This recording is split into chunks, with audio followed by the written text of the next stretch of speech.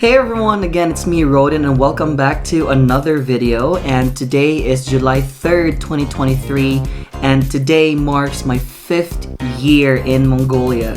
Yes, you heard it right, I've been here for half a decade and I cannot imagine how time flies, really. To tell you honestly, my initial plan was to only stay for a year or work here for a year, but look at me, I'm still here. A lot of my students and friends had asked me, Why Mongolia? Why Mongolia? and honestly, every time they do that, I don't know exactly how to answer. I just tell them that it was actually unplanned. Way back in the Philippines, I was teaching English in a language school, and I had a student, a Mongolian student, and her name is Tegi.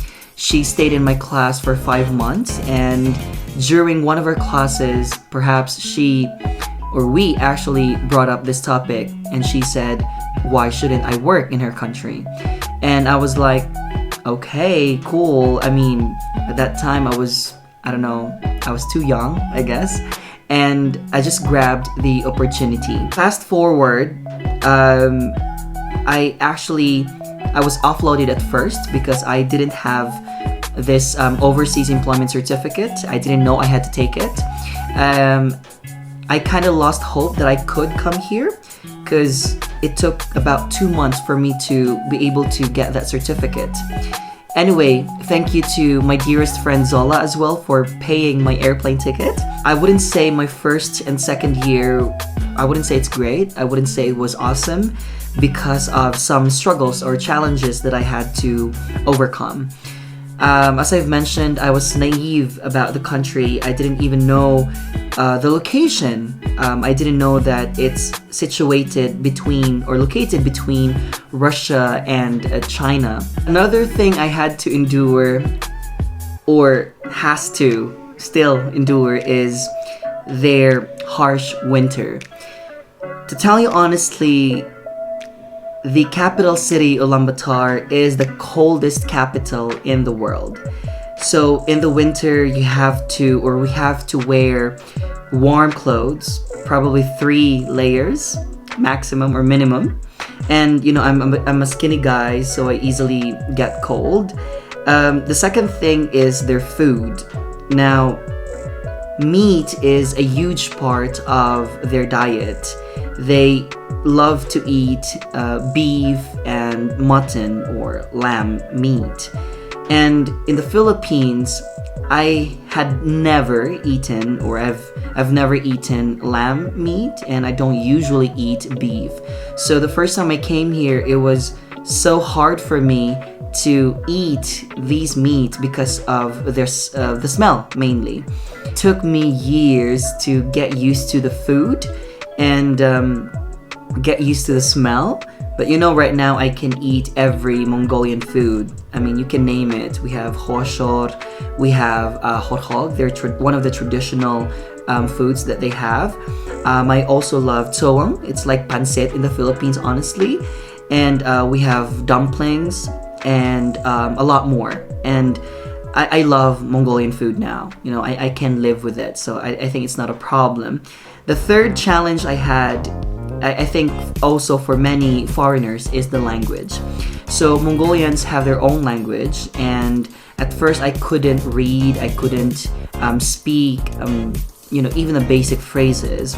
But thanks to my friends, thanks to my colleagues, I'm able to speak, not fluently, but still, I know some expressions, some sentences and words.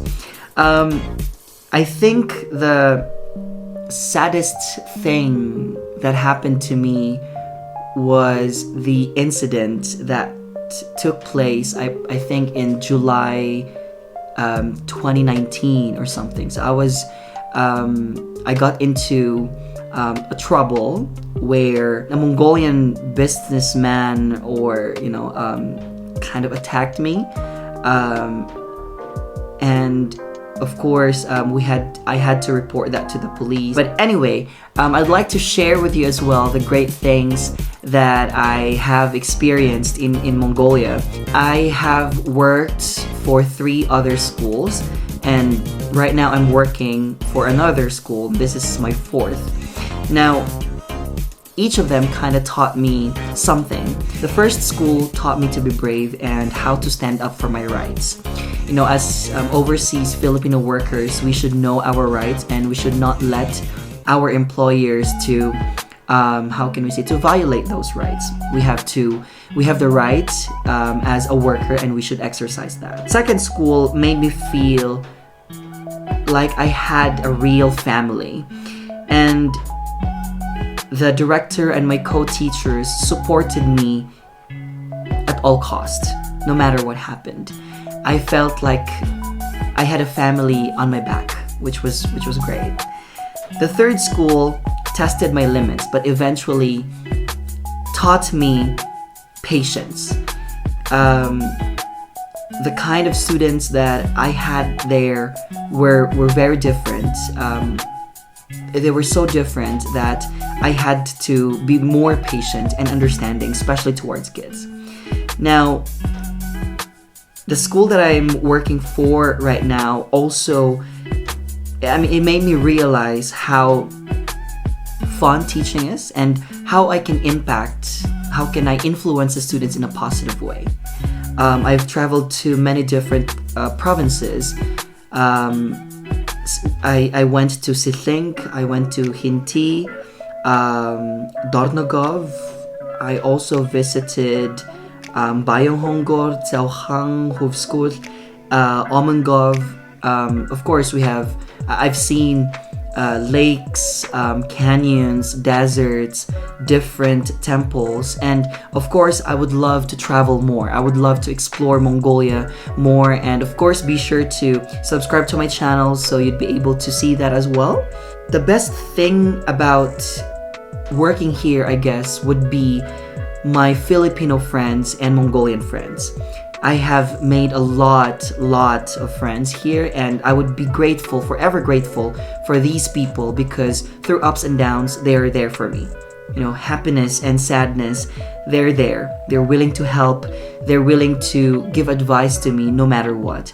So to all my friends, my Filipino friends and Mongolian friends, please know that I sincerely appreciate you for being a part of my life, for being a part of my journey, and I would never ever forget you guys. I'm looking forward to more adventures, to more friends, to more relationships, connections with these people here.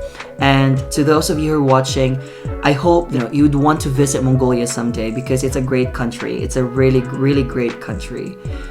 So anyway, that's it with me for today. Thank you so much guys for watching, and you have a great day. See you until the next video.